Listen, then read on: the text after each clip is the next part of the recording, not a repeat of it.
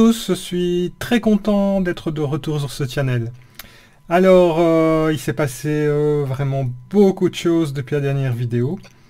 Et j'ai appris beaucoup de choses et j'ai eu envie de revenir sur ce projet de Machine Learning Reinforcement, de bot avec le jeu Wonder Boy. Alors, avant de commencer, j'aimerais vous faire la pub de ce cours sur Coursera, coursera.org. Vous voyez, il y a un TensorFlow Developer Professional Certificate qui est en fait un ensemble de 4 cours. Et ces 4 cours vont déjà vous donner pas mal de bases sur l'utilisation de TensorFlow et donc de Keras pour pas mal de choses, notamment traitement d'image, vous voyez, Convolutional Neural Network, mais aussi tout ce qui est NLP, Natural Language Processing. Et enfin, une introduction déjà bien corsée sur tout ce qui est séquence, time series et prédiction. Personnellement, je suis en train de terminer la 4e partie. Et il y a une grosse semaine, ils ont annoncé un 2e cycle aussi composé de 4 mois de cours. Et cette fois-ci, sur des topics qui sont encore plus, beaucoup plus avancés. Alors, ce ne sont pas seulement des cours théoriques, il y a énormément de pratiques, il y a tous les chapitres se terminent ou sont accompagnés de notebooks. Et donc finalement, vous allez écouter un peu ce qui se raconte dans ces cours, mais surtout vous allez pouvoir coder énormément, faire des erreurs, vous entraîner, et donc réellement apprendre à utiliser ce framework qui est extraordinaire dans de véritables cas pratiques. Voilà, j'ai fait la pub de ces cours. Si vraiment vous voulez vous lancer là-dedans, c'est un bon point de départ.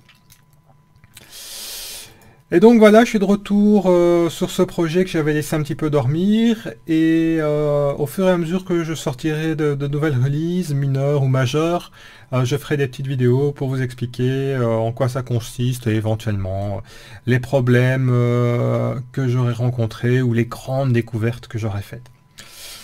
Alors, allons-y ensemble, allons voir les releases. Je vais aujourd'hui vous parler de la 7.1. Et donc, finalement, la 7.1, c'était une mise à jour vers TensorFlow 2.3.1. Je pense qu'on partait de la 2.1.0. Et pourquoi j'en parle ce soir? Tout simplement parce que j'ai quand même rencontré quelques petits problèmes. Et si jamais ça vous arrive, voilà, comme ça je peux vous le dire, ça vous fera peut-être gagner du temps. Vous voyez, j'ai rencontré pas mal d'erreurs dans le code donc j'ai juste mis à jour le package et puis je me suis tapé pas mal d'erreurs de ce genre là, quoi. Value error, data cardinalities ambiguous, etc., etc. Et voilà, sur le moment c'était pas très clair là dans le feu de l'action. Et puis en fait, ici quelque part. Voilà, ils ont arrêté de supporter les listes de listes. Et donc, voilà, TensorFlow, il adore les NumPy arrays. Et donc, il est plus que temps de faire des listes de NumPy arrays. Si vous continuez comme moi, c'était le cas, à avoir des listes de listes, ça ne passe plus et vous aurez ce genre d'erreur. Donc, j'ai dû refactorer un petit peu le code. Là où j'avais des listes, j'ai dû explicitement en faire des NumPy arrays. Rien de bien compliqué. Mais justement, en termes de performance, faites bien attention. Il y a différentes méthodes pour créer des NumPy arrays. Personnellement, j'en utilise 2. Et il faut savoir que leur comportement par défaut, donc avec les valeurs par défaut des paramètres, les comportements ne sont pas les mêmes. NumPy array, par défaut, aura tendance à créer une copie de la source. Donc vous allez consommer plus de mémoire. Et tandis que Acerré aura par défaut, si c'est possible, tendance à ne pas réaliser une copie. Ça peut faire une grande différence en termes de consommation de mémoire, donc faites bien attention à ça. Ben voilà, ce sera tout pour ce soir.